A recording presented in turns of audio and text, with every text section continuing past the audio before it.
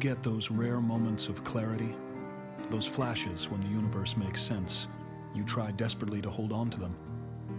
They are the lifeboats for the darker times, when the vastness of it all, the incomprehensible nature of life, is completely elusive.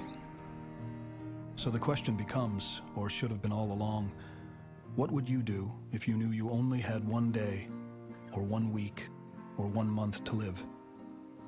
What lifeboat would you grab onto? What secret would you tell? What band would you see? What person would you declare your love to? What wish would you fulfill? What exotic locale would you fly to for coffee? What book would you write?